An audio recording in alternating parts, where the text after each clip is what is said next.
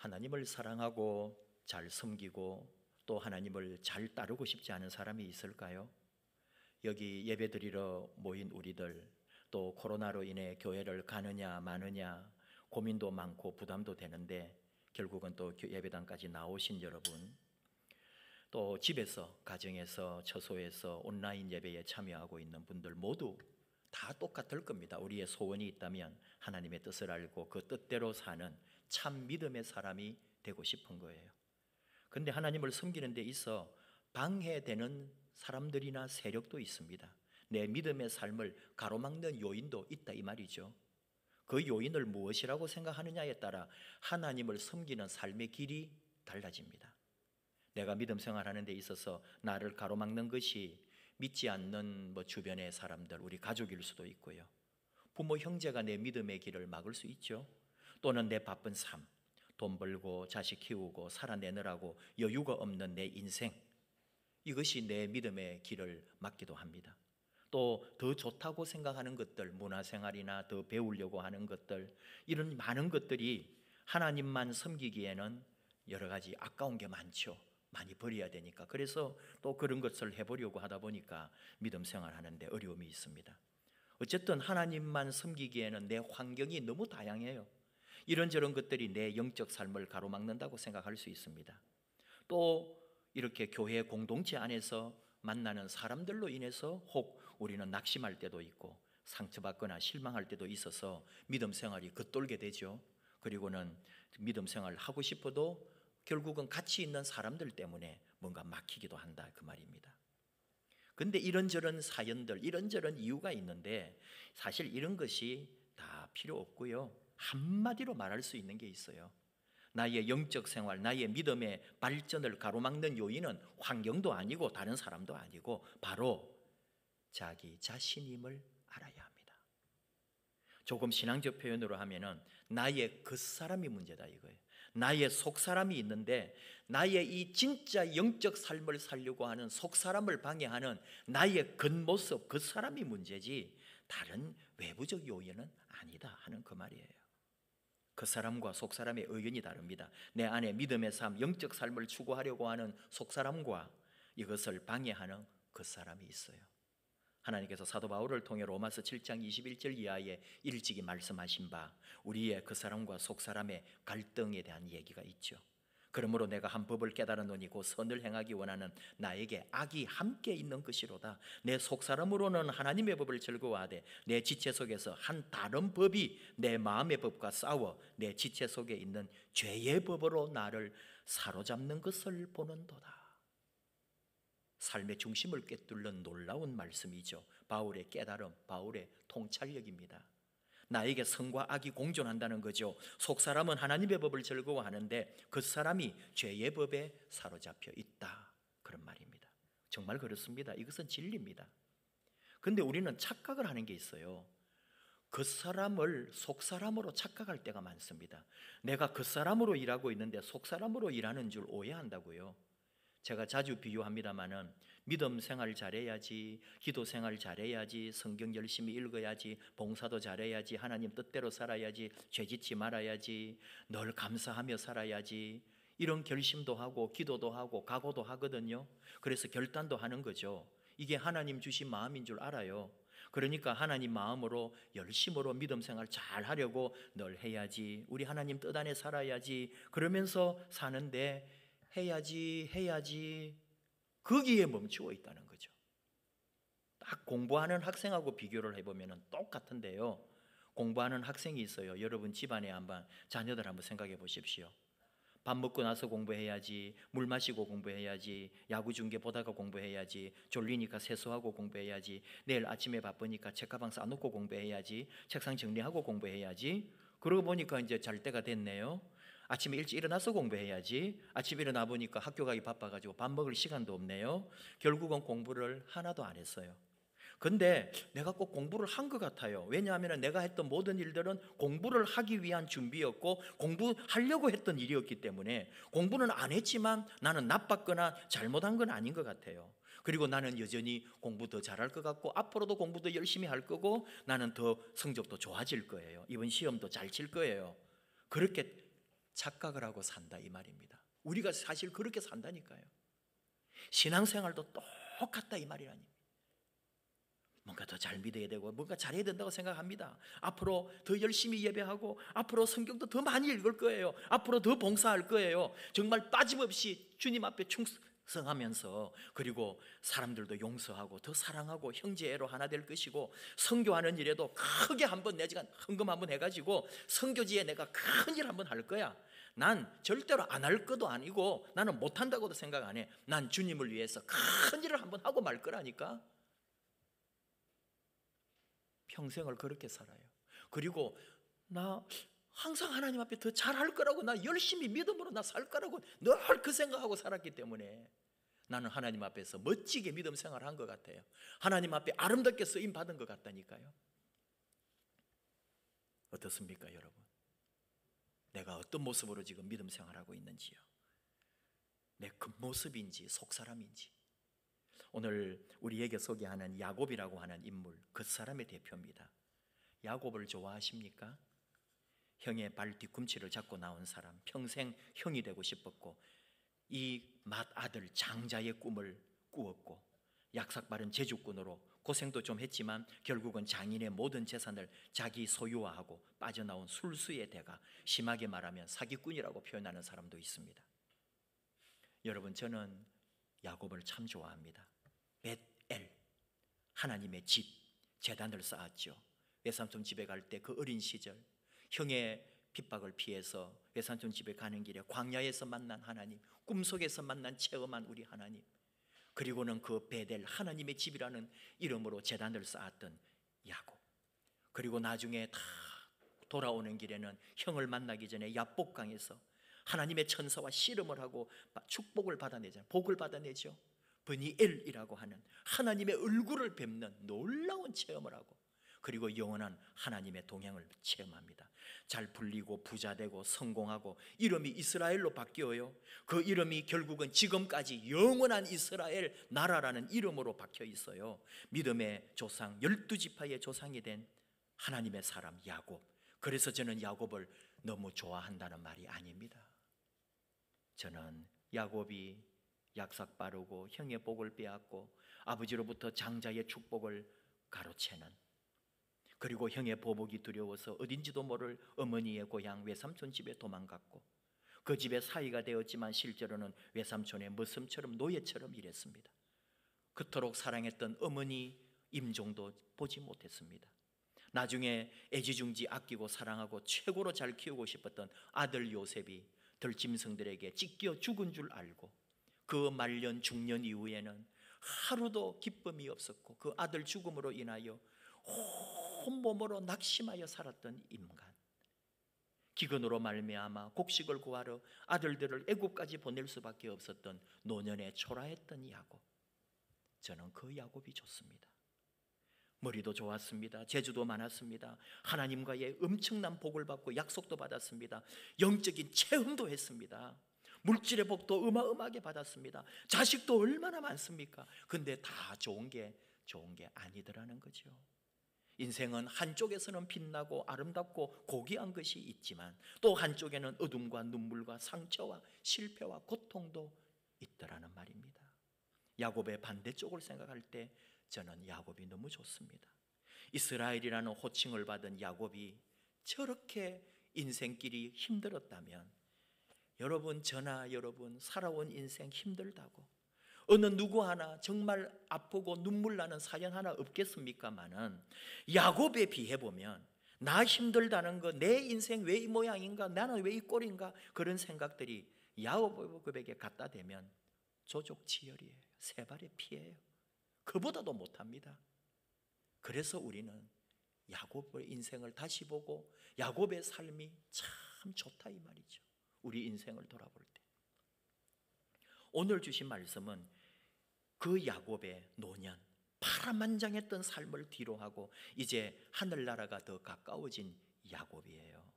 죽은 줄로 알았던 아들 요셉을 극적으로 만나고 이제 죽어도 여한이 없다면서 그 아들을 끌어안고 울었던 아버지, 이제 정말 더 이상 소원이 없는 살 만큼 살아보았고 누릴 만큼 누려봤고 당할 만큼 당해보았던 인생, 이제 내 아들 요셉을 보았으니 이제는 죽어도 좋다고.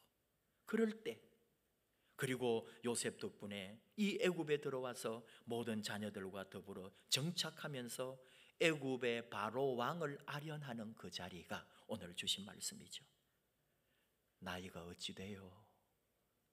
이 제국의 왕이 이 초라한 이 족속의 집안의 가장 야곱에게 물어보는 거 아닙니까? 나이가 어떻게 되시오? 왕의 질문에 야곱이 대답하죠. 내 나이가 얼마 못 되니 우리 조상의 나그네 길의 연조에 미치지 못하나 내 나그네의 삶 험악한 세월을 보냈나이다.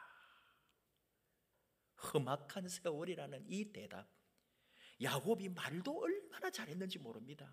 근데 그런 야곱이 그 일생의 이제 마지막 그 순간에 스스로 자신의 삶을 표현했던 이 한마디, 험악한 세월, 험악한 시간, 험악한 인생을 보내었습니다 했던 이 말이 우리 가슴에 들어온다 이 말이죠.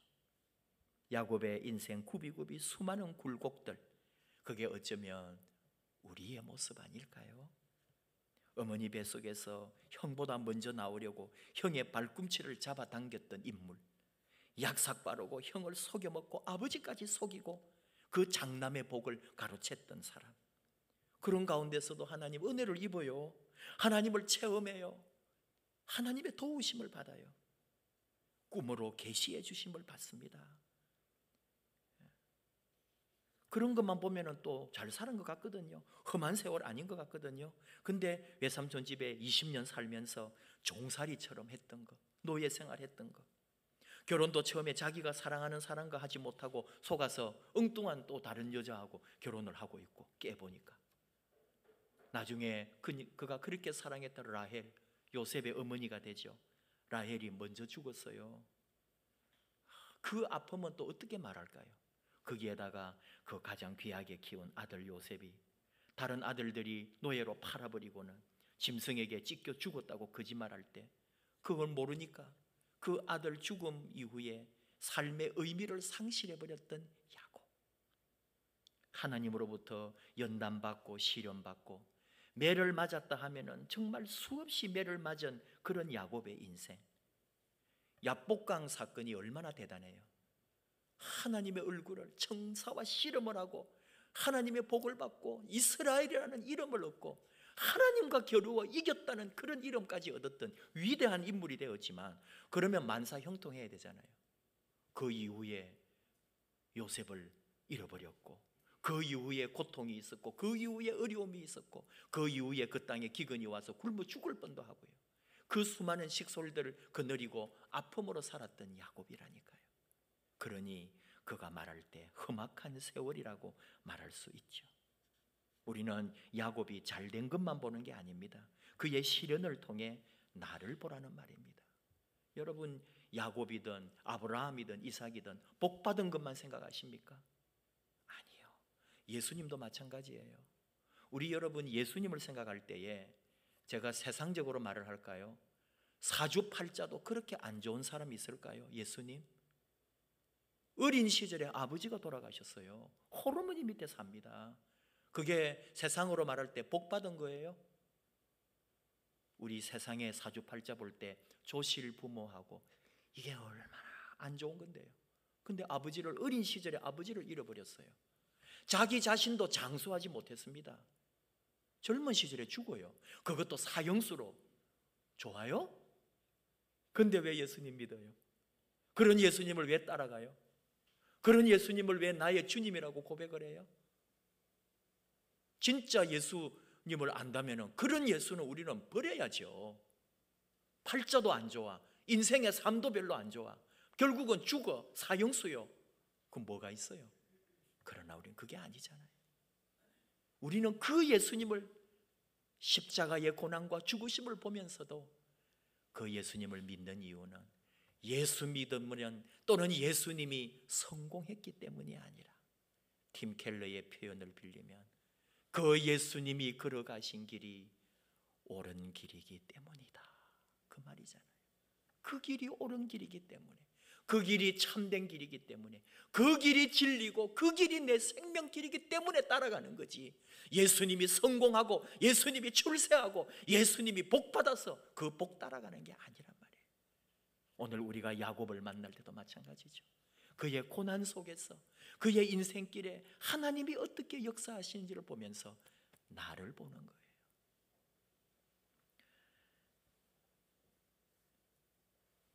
미국 레이크사이드 크리스천 교회 제이미 스나이더 목사님의 책 리얼에서 아주 재미있는 내용을 소개해요.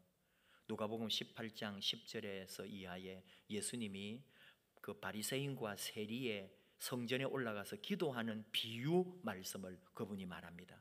여러분도 기억하시죠? 두 사람이 기도하러 성전에 올라간, 한 사람 바리새인, 한 사람은 세리였어요. 바리새인은 의롭기 때문에 다 따로 서서 하나님 앞에, 하나님, 나는 저 다른 사람들처럼 토색하고 불의하고 간음하는 자들과 같지 아니하고 이 세리와도 같지 아니함을 감사합니다. 그렇게 기도해요. 나는 일주일에 2번씩 금식도 하고 내 소득의 11조를 드립니다. 그렇게 자랑하며 하나님 앞에 감사 기도를 올려요. 근데 세리는 멀리 서서 감히 눈을 들어 하늘을 쳐다보지도 못하고 가슴을 치면서 하나님 불쌍히 여기소서, 나는 죄인이로소이다. 그렇게 기도하고 갔다는 거예요, 두 사람이. 그때 주님이 말씀하시죠. 너희들이 생각할 때 누가 하나님으로부터 그 기도, 불쌍히 여김을 받았겠느냐? 바리새인이 아니고 이 세리가 의롭다 하심을 받고 그의 집으로 돌아갔다. 예수님 그렇게 가르쳐 주셨어요. 근데 스나이더 목사님이 우리에게 물어보는 거예요. 여러분은 그 말씀을 읽을 때에 어떤 생각을 제일 먼저 하십니까? 나는 저 바리새인 같지 않아서 너무 기쁘고 감사하다. 그렇게 생각하지 않느냐고 물어요, 우리에게. 여러분 그렇게 생각하지 않으셨어요? 그 바리새인과 세리가 기도할 때에 그래, 나는 저 바리새인 같지는 않아. 그래서 감사하고 기뻐하지 않았느냐고요. 그게 잘못이라는 거예요. 바로 내가 바리새인이다. 나를 일인화해야 된다는 거예요. 그 바리새인하고 나를 하나로 생각할 줄 알아야 된다는 거예요. 내가 저 사람처럼 하고 있구나. 내가 저 바리새인처럼 내가 기도하고 내가 헌신하고 내가 예배했지만 응답받지 못하고 지금 돌아가고 있구나. 그 생각하라고 스나이더 목사님은 우리에게 가르쳐 주셨어요. 하나님의 말씀을 읽을 때 주의하라는 거예요.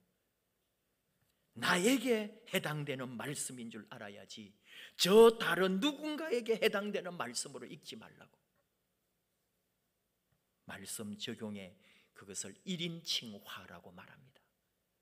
요한복음 21장 예를 우리가 들 수가 있어요. 아주 중요한 교훈입니다.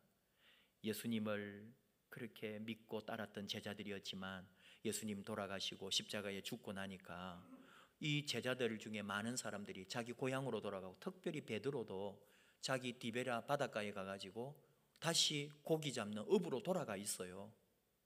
우리 생각에는 이해가 안 되죠. 뭐 부활했다 그러고 뭘 이렇게 했다는데 왜 돌아갔나 싶지만 그렇게 했다니까요, 실제로. 그래서 예수님이 찾아오셔요. 그 디베랴 바닷가에서 다시 업으로 돌아가 있는 베드로를 다시 찾아옵니다. 그걸 우리는 세컨 미션이라고, 두 번째 다시 불렀던, 처음에 나를 따라오너라 내가 너를 사람을 낚는 어부가 되게 하리라, 그 처음에 제자로 불렀던 것이 있고, 그 이후에 결국은 예수님 십자가 돌아가시니까 낙심해가지고 고향 돌아간 베드로를 예수님 다시 오셔서 두 번째로 부르신 거예요. 다시 네 양을, 내 양을 먹이라, 내 양을 치라 하면서 다시 미션을 주셨죠. 내가 진실로 진실로 너에게 이르노니 네가 젊어서는 스스로 띠띠고 원하는 곳으로 다녔거니와 늙어서는 네 팔을 벌리리니 남이 너에게 띠띠우고 원하지 아니하는 곳으로 데려가리라. 이 말씀을 하시면 베드로가 어떠한 죽음으로 하나님께 영광을 돌릴 것을 가리키심이로라. 이 말씀을 하시고 베드로에게 이르시되 나를 따르라 하시니 베드로가 돌이켜 예수께서 사랑하시는 그 제자가 따르는 것을 보니 그는 만찬석에서 예수의 품에 의지하여 주님을 파는 자가 누구 오니까 묻던 자더라. 이에 베드로가 그를 보고 예수께 여짜오되 주님, 이 사람은 어떻게 되겠사옵나이까? 그렇게 하는 얘기가 쭉 나온단 말이에요. 다시 제가 설명합니다. 예수님을 다시 불렀어요. 예수님이 베드로를 다시 불렀죠. 그리고 나를 따르라 하는데 그 예수님하고 같이 온 중에 요한이 있는 거예요. 예수님이 사랑하시던 제자는 요한을 가리킵니다.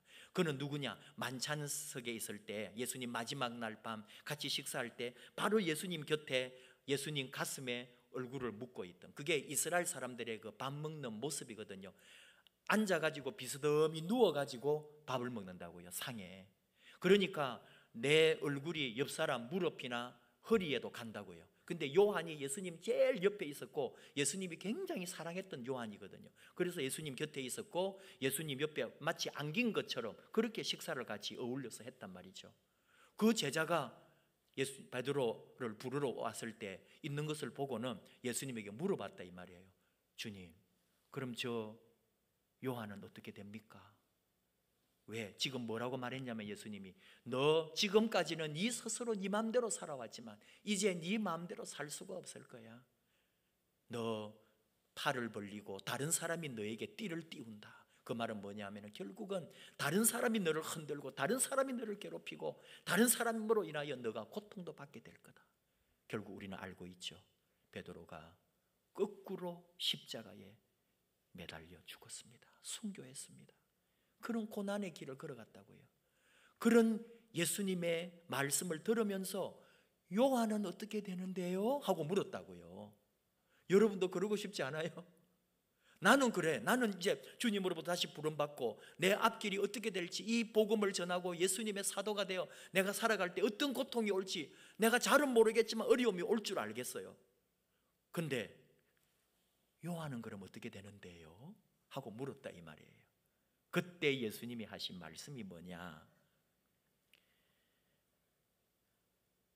예수께서 이르시되 내가 올 때까지 그를 머물게 하고자 할지라도 너에게 무슨 상관이냐? 너는 나를 따르라. 굉장히 매정한 말씀 같죠? 야, 저 요한은 순교를 당하건 안 당하거든 내가 다시 재림할 때까지 살려놓던 니하고 무슨 상관이냐? 너는 나를 따르라. 이 굉장히 너무너무 매정하고 차가운 주님의 말씀 같아요.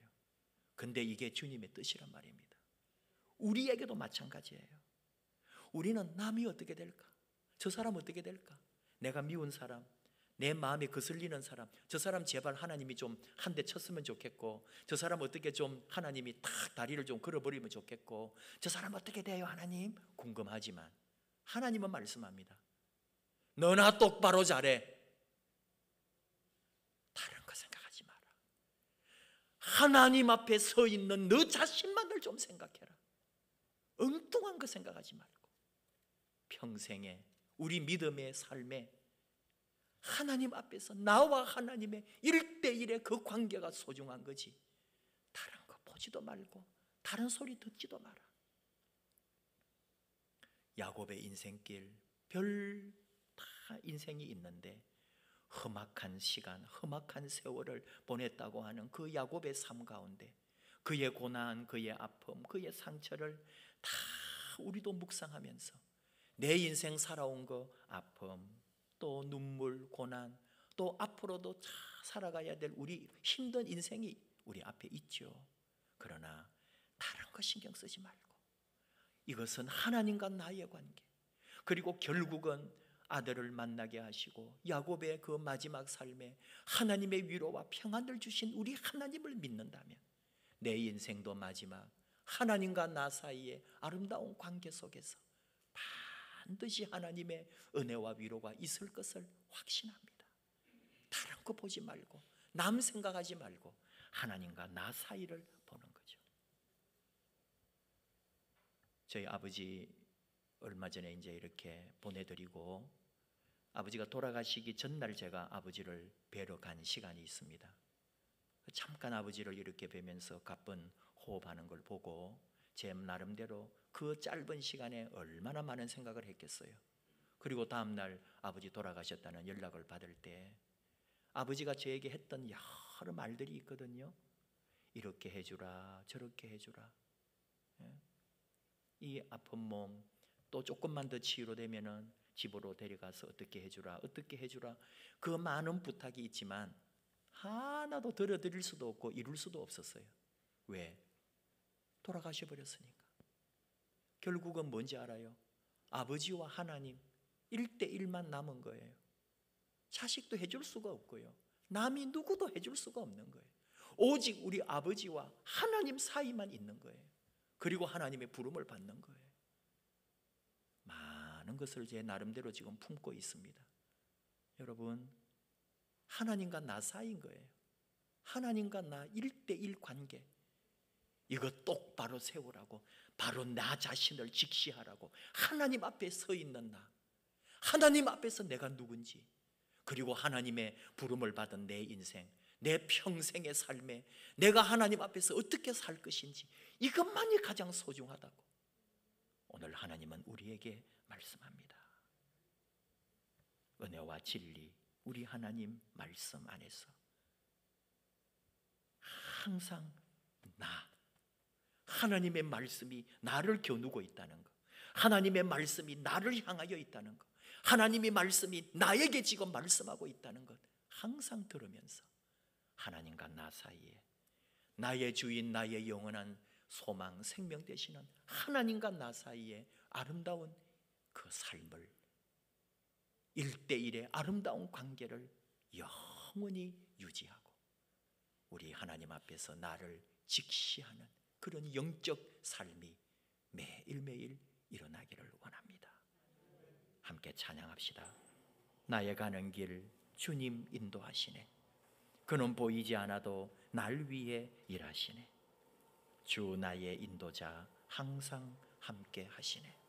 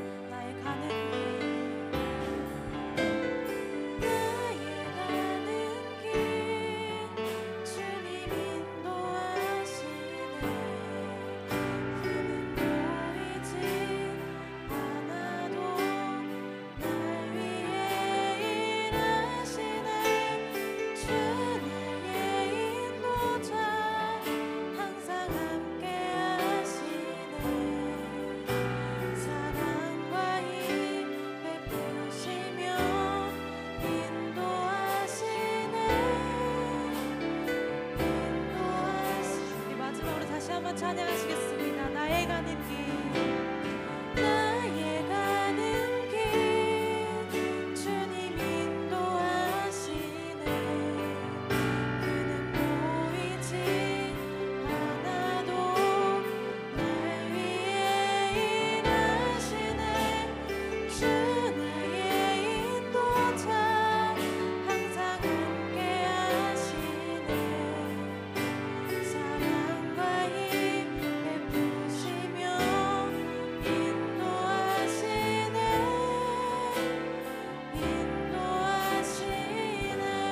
사랑과 잠깐 기도할까요? 나의 가는 길 하나님이 아십니다. 하나님 다른 거 아무것도 묻지 않으시고 하나님 앞에서 내가 누군지, 내 평생에 하나님과 나 사이에 아름다운 그 믿음의 길을 걸어갈 수 있느냐고 오늘도 우리를 부르시고 우리에게 사명 주시고 우리에게 오늘 이 순간 하나님 앞에 예배자로 순종자로 하나님 앞에 아름다운 자녀로 서라고 우리에게 초청하십니다. 나를 위해 사시는, 나를 위해 일하시는 나의 인도자 우리 하나님 사랑합니다. 우리 하나님 따라, 하나님의 길 따라, 하나님의 말씀 따라 영원히 살기 원합니다. 내 길 영원토록 인도해 주시옵소서.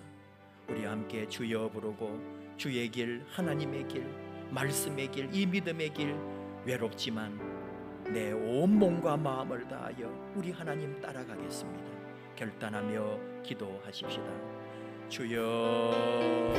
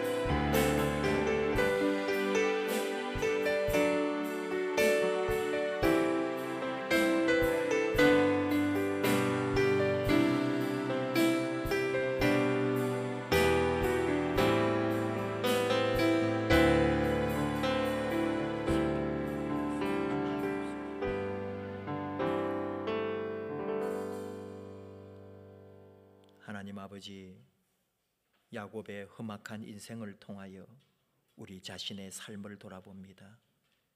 하나님의 자녀로 부름받고 하나님의 은혜 아래 살고 있지만 우리 사랑하는 성도님들 그 인생길을 돌아볼 때 험했던 시간들, 그 참으로 암담하고 힘들었던 시간들 하나님이 다 아실 줄 압니다. 연약하고 부족한 저희들 여기까지 인도하시고 오늘도 우리에게 오직 하나님 앞에 서 있는 인생임을, 내 자신이 우리 하나님과의 관계 속에서 내 삶을 어떻게 살 것인지, 이것이 가장 소중하다는 하나님의 말씀을 듣습니다. 나를 직시할 수 있도록, 내 믿음을, 내 삶을, 내 영혼을 똑바로 볼 수 있도록 하나님 우리에게 은혜 내려주시고 성령님의 통찰력을 주시고 하나님 앞에 더욱 바르게 믿음 안에 굳게 서서 걸어가는 저희들 되게 하옵소서. 다른 사람에게 도리어 관대하고 나 자신에게는 철저하게 하나님의 말씀 안에 나를 다시 새롭게 하는 그런 아름다운 삶으로 우리 하나님의 기쁨, 하나님의 은혜, 하나님의 놀라운 능력을 체험하는 그런 하나님의 복된 삶을 누리게 하여 주시옵소서. 오늘도 아버지 앞에 이렇게 예배드리며 우리 몸과 마음 다 드립니다. 영원히 우리 하나님만 사랑하며 하나님 앞에서 아름답게, 우리 하나님 앞에서 하나님과의 1대1의 관계 속에 굳건한 믿음으로 끝까지 살아가는 저희 되게 하옵소서. 예수님 이름으로 기도하옵나이다. 아멘.